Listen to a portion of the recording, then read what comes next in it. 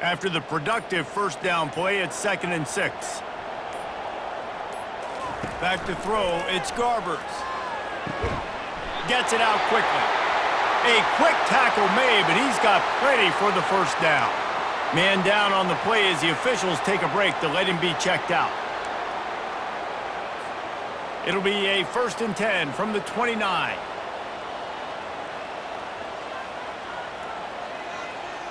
Wide receiver shows motion. The give from the gun. And he's brought down, but a flag is also down.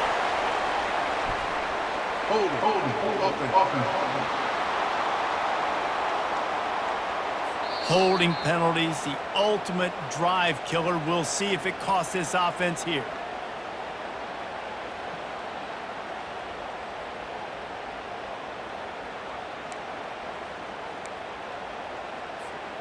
Line gets set, first down.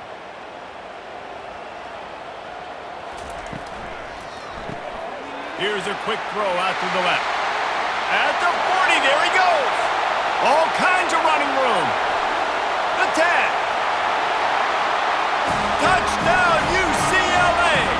And once he found open space, the band might as well start playing. You want to talk about a great way to start the game and set the tone early. It's so nice to have a quarterback just get himself into the game, get himself established. You make a couple throws, you lead your offense down the field, you score right off the bat. Could not have been a better start for that QB.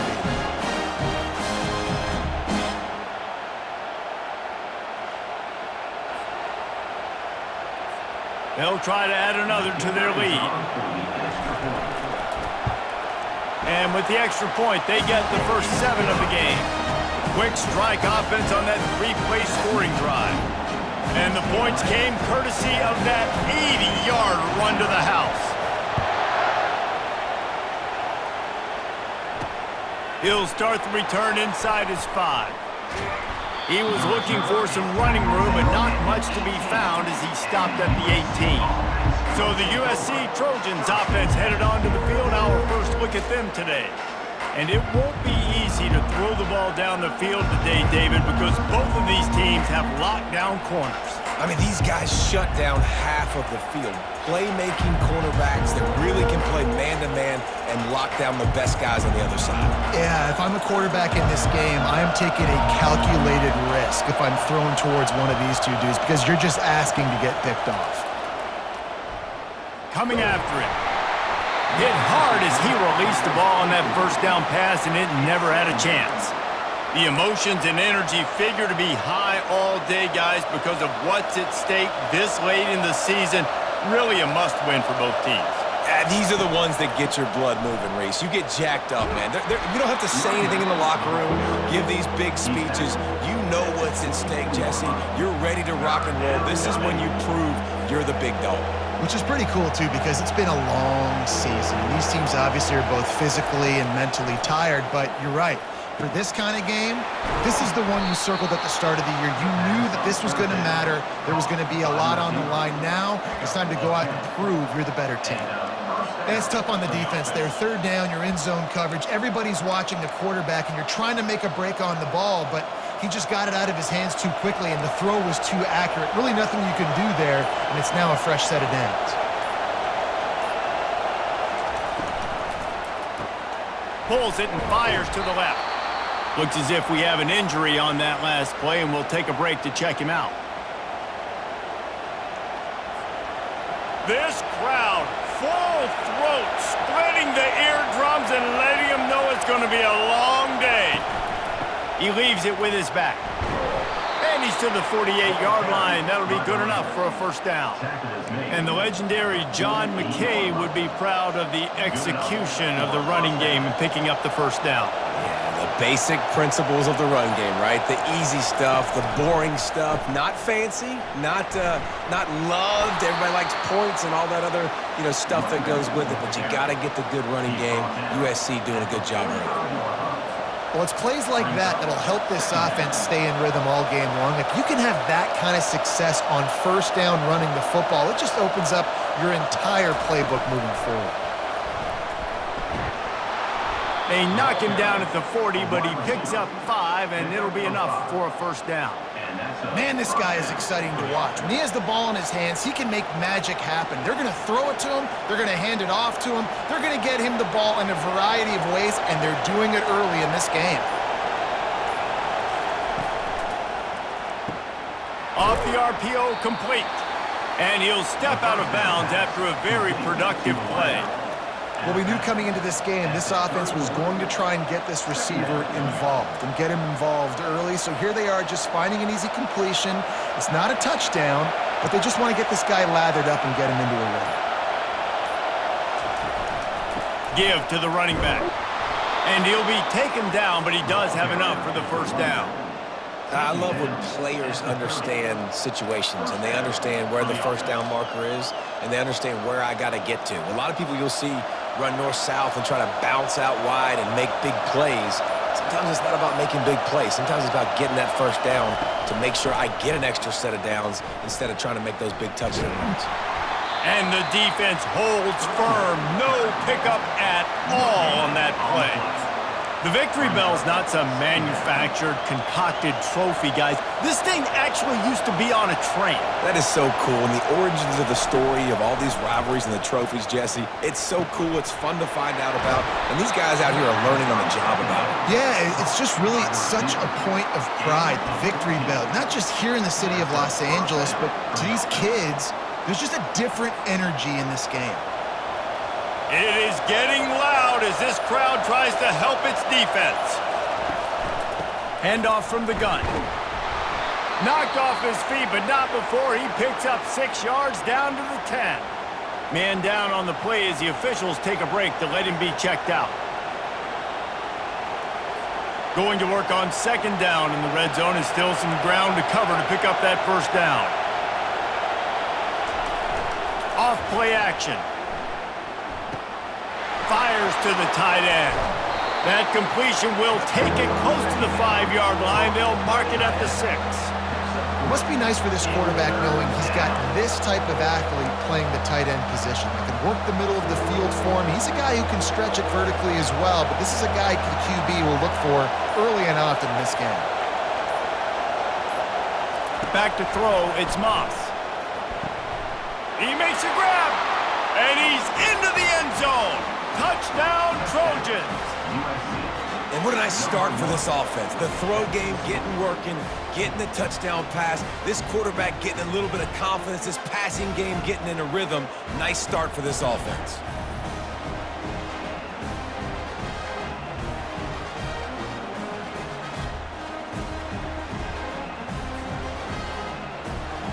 He'll try to tack on one more. Bangs it through for an extra point. That is what they mean when they say ball control, a 14-play touchdown drive. And they get it into the end zone with a 6-yard touchdown pass. On the run from inside his own 5. He was hoping for something a little more dynamic, but they get him on the ground at the 20.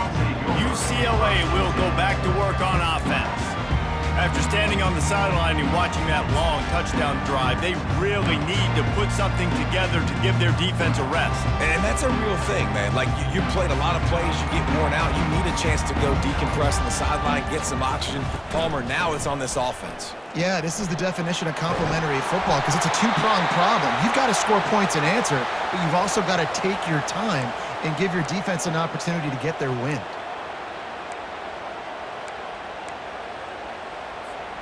And they'll line up from the 31 on first down.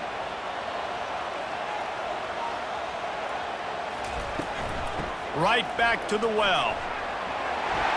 Still on his feet at the 45. And he's brought down after a nice gain. That's a nice looking run. That reminds me of Jonathan Franklin, Maurice Jones-Drew, Zach Charbonnet. In recent years, they've had a lot of ability at the running back position. How about this name, though? Little known fact. The great Jackie Robinson also played running back for UCLA, and you know he's smiling down from heaven watching that last carry. Quick pass on the jet motion. Fighting off the defender. and just wedges it ahead a bit before he's brought down. Historically, the Trojans have been the powerhouse in this rivalry, but last season it was UCLA in a blowout. And that is not something USC is accustomed to. They want to own this rivalry. They think they own UCLA. They will have some extra fire behind them today. Yeah, and that UCLA blowout last year really helped the Bruins in recruiting, too. Remember, these two schools, they recruit the same kids here in Los Angeles, in the state of California, and nationally as well. It would be massive if UCLA could beat USC again and make it back-to-back. Now facing a 3rd and long. Looking to throw, it's Garbers. Throws to the wideout. Just masterful working that sideline and getting the toe down for the catch. There's a reason 3rd down is called the money down. What a great find by the quarterback. Great job finding his receiver. At the end of the game, you look at 3rd down percentages. It tells a huge story, and it goes a long way in deciding who wins a football game. Comes out throwing on 1st down. It's in. Completed. He's lucky to get that one back. Almost intercepted. This crosstown rivalry dates back nearly 100 years, guys. The first meeting between the Trojans and the Bruins back in 1929. Yeah, and every year since, you know, one thing you know, Jesse, is the uniforms are crisp. They are clean. They are so sweet. You know this game means a lot late in the season every year. This is definitely my favorite uniform game of the year, every year in college football, right? Both USC and UCLA with the home unis here in this great environment. But the game also means so much as well, and that's why there's this heightened sense of electricity and energy every time these two teams play.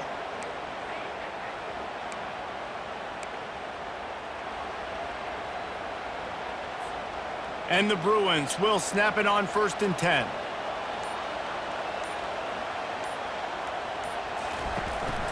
They'll ride the running back and leave it with him.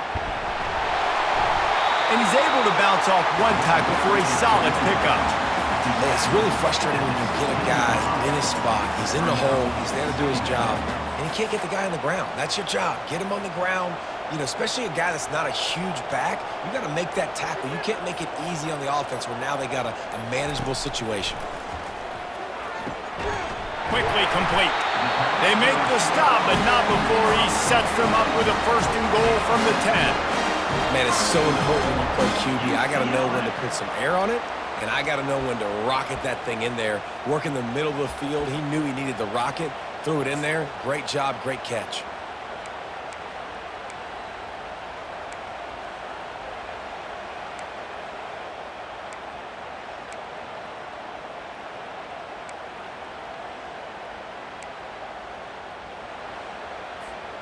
The Bruins have it in scoring position on 1st and goal.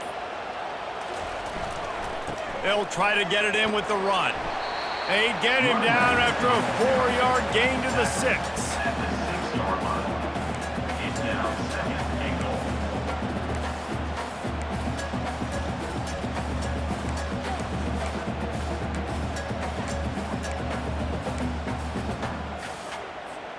Second and goal for this offense.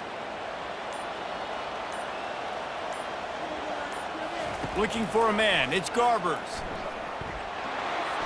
And that one was way too far for anybody to catch, except ticket holders.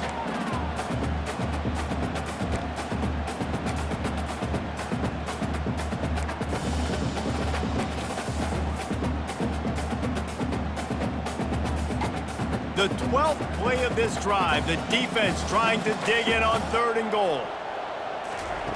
From the gun, wants to pass. Looking to the end zone. And he's got it! Touchdown, Bruins! And that's his 2nd receiving touchdown of the game. My man is just finding pay dirt. Tell you what, these are the kind of guys that you continue to feature throughout a game when he can do this kind of damage after he catches the football.